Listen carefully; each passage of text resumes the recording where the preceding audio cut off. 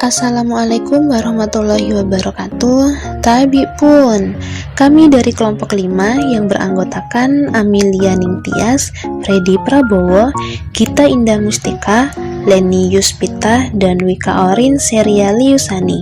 Pada mata kuliah pemahaman peserta didik dan pembelajarannya, kita akan mempresentasikan materi mengenai kemampuan berempati. Apa itu empati?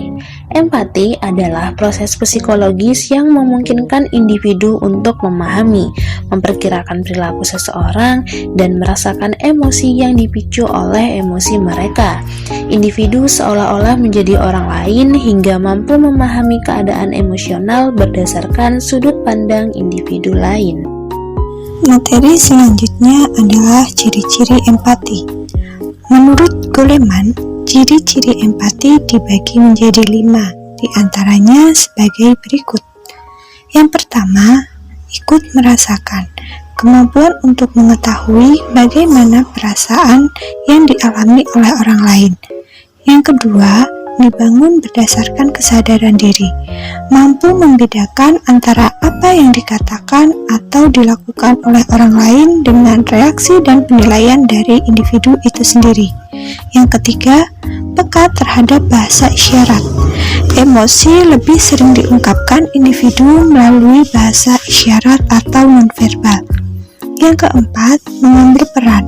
Jika individu menyadari apa yang dirasakannya setiap saat, maka empati akan datang dengan sendirinya, dan individu tersebut akan bereaksi terhadap isyarat-isyarat dari orang lain dengan sensasi fisiknya sendiri, tidak hanya dengan pengakuan kognitif terhadap perasaan. Yang kelima adalah kontrol emosi. Menyadari dirinya sedang berempati, maka individu tidak akan larut dalam masalah yang dihadapi oleh orang lain. Di sini saya Freddy Prabowo akan menyampaikan terkait jenis-jenis empati. Empati dapat dibagi menjadi beberapa jenis sesuai proses yang dialami oleh seseorang, yaitu yang pertama empati kognitif, yang kedua empati somatif, dan yang ketiga empati spiritual. Selanjutnya, faktor-faktor yang mempengaruhi empati. Menurut Goleman, terdapat faktor yang mempengaruhi empati secara psikologis maupun sosiologis. Berikut faktor yang mempengaruhi empati. Yang pertama, sosialisasi. Ini merupakan faktor utama yang berperan memberikan pengaruh pada empati. Terciptanya berbagai teknologi canggih seperti smartphone dapat mengubah pola hidup dan pola interaksi sosial individu. Kemudian yang kedua, perkembangan kognitif. Berkembangnya empati beriringan dengan perkembangan kognitif yang mengarah pada matangnya kognitif seseorang. Kemudian, faktor yang ketiga yaitu komunikasi. Kecakapan komunikasi yang baik merupakan pengaruh empati seseorang. Perbedaan bahasa dan ketidakmampuan memahami komunikasi akan menjadikan suatu hambatan dalam berempati.